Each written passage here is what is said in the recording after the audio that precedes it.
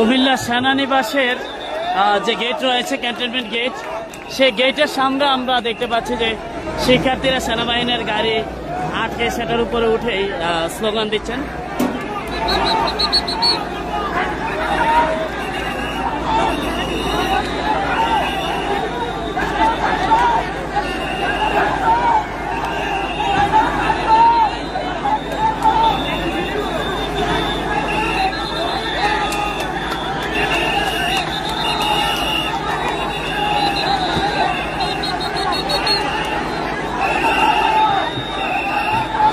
প্রিয় দর্শক, আপনারা দেখতে পাচ্ছেন ঢাকা চট্টগ্রাম মহাসড়কের কুমিল্লা ক্যান্টনমেন্ট, যে ক্যান্টনমেন্ট রয়েছে কুমিল্লা ক্যান্টনমেন্টের গেটে যে আর্মি সেনাবাহিনীর যে ট্যাঙ্ক রয়েছে সেই ট্যাঙ্কের উপরে উঠে শিক্ষার্থীরা স্লোগান দিচ্ছে এবং এতক্ষণ